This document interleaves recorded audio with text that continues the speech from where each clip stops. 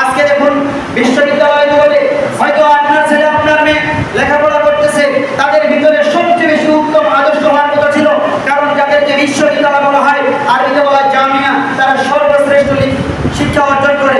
কিন্তু আজকে যাই দেখেন তারা শিক্ষা অর্জন করতেছে কিন্তু নৈতিকতা নেই, শিক্ষা অর্জন করতেছে কিন্তু শিক্ষার কোনো উদ্দেশ্য নেই। আমরা কি মধ্যে শিক্ষা অর্জন করতেছি? একটাই উদ্দেশ্য, শিক্ষা অর্জন করে মানুষের মতো মানুষ হবো, এই উদ্দেশ্য তাদের ভিতরে নেই। তাদের ভিতরে আমি কিভাবে বিসিএস ক্যাডার হবো, আমি কিভাবে বড় কর্মকর্তা হবো, আমি কিভাবে অফিসার হবো, আমি কিভাবে রাজনৈতিক হবো, আমি কিভাবে দেশকে পরিচালনা করবো, এই তাদের ভিতর, এই শাসন ব্যবস্থা, এই শিক্ষা ব্যবস্থা তাদের ভিতর ঢোকার কারণে তাদের ভিতর নৈতিকতা নেই।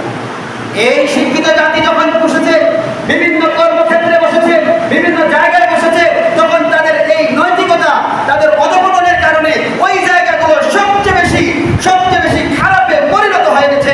কারণ একজন ডিসি সে শিক্ষিত কম না, একজন এসপি সে শিক্ষিত কম না, একজন বড় কর্মকর্তা সে শিক্ষিত কম না, একজন টিচার সে সবচেয়ে বড় শিক্ষিত।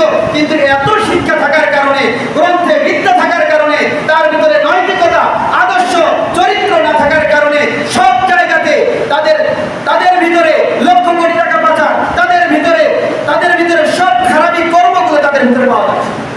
একটাই উদ্দেশ্য, নৈতিকতা নেই।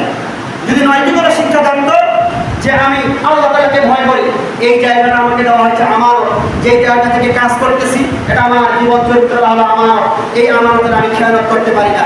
আমি হয়তো বা যেই কর্মকর্তা হই, আমি বাড়ির অভিভাবক পর্যন্ত হই, যেই কাজে করি না কেন এটা আমার জন্য আমানা।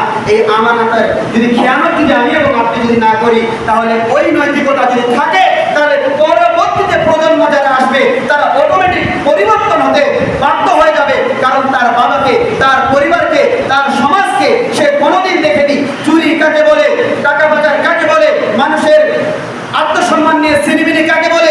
এই জিনিসগুলো যখন তার ভিতরে ঢুকবে তখন অটোমেটিক সমাজ পরিবর্তন হয়ে যাবে। আপনি কি বলতে পারবেন যে বড় যারা শিক্ষিত রয়েছে, বিভিন্ন কর্মকাজে যারা ব্যস্ত রয়েছে, বড় বড় কাজে যারা রয়েছে, তারা কি মূর্খ? এখন আপনি বলতে পারবেন না। তাদের শিক্ষা আছে কিন্তু তাদের ভিতরে আদর্শ নেই, তাদের ভিতরে নৈতিকতা নেই। এই নৈতিকতা না থাকার কারণে এই জন্য দেখবেন সব জায়গায় আমানতের খেয়ানতি চলতেছে, সব জায়গায় নৈতিকতা না থাকার কারণে সমাজ ধীরে ধীরে ধ্বংস হয়ে যাচ্ছে। একটাই উদ্দেশ্য, তারা শিক্ষিত হওয়ার পরে এই শিক্ষাটাকে তারা খারাপ দিকে ব্যবহার করার কারণে জাতি উন্নতি হচ্ছে না, ধ্বংস হচ্ছে। সম্মানিত প্রিয় উপস্থিতি, এই জন্য আসুন আল্লাহ সুবহানাহু ওয়া তাআলা কত চমৎকার কথা বলছেন, গুরুত্ব দিয়েছেন।